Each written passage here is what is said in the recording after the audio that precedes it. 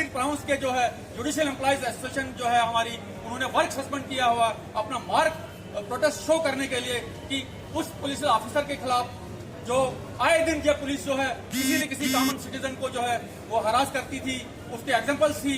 लेकिन अब हद तो यहाँ तक हो चुकी है कि जुडिशियल ऑफिसर को भी जो है वो इग्नोर किया जा रहा है, उनको जो है उनके साथ भी बदतमीजियां की जा रही हैं। तो आप एक्सपेक्ट कर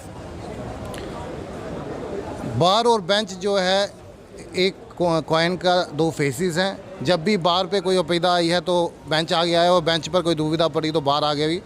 आज ऐसे ही मसले में हमारे जो चीफ जुडिशियल मैजिस्ट्रेट मोहम्मद रफ़ीक चक साहब थे, कुछ दिन पहले वो सिद्रा चौक में खड़े थे तो पुलिस वालों ने उनके साथ बदतमीज़ी की, मैन हैंडलिंग की, उनके खिलाफ अब्यूसिव लैंग्वेज यूज़ की। और जब उन्होंने इसका रजिस्ट किया तो उनको वो FIR रजिस्टर करने के लिए उन पर थ्रेटनिंग की गई।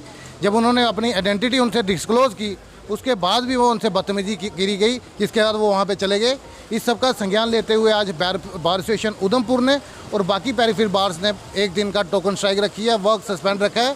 और इसी मसले पे हमने रेजोल्यूशन जो है as a mark of protest chief justice of Jammu Kashmir, administrative जज और DG जम्मू एंड कश्मीर को भेजा है कि जो एयरिंग ऑफिशियल्स जो जुडिशरी के ऑफिसर के साथ बदतमीजी कर सकते हैं, उनके खिलाफ सख्त से सख्त कार्रवाई की जाए।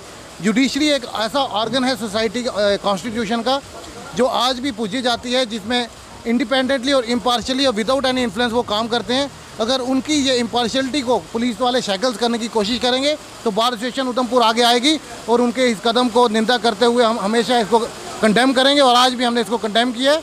और जल्द से जल्द एयरिंग ऑफिशियल्स के खिलाफ कड़ी कार्रवाई ना की गई, इन पे कंप्लेंट ना की गई, तो हमारा जो एक्शन है, मोड ऑफ एक्शन आगे और तेज हो जाएगा। तो आज हमने सभी ने यही डिसाइड किया कि आज हम as a mark of protest एक दिन का टोकन स्ट्राइक रखेंगे। Thank you.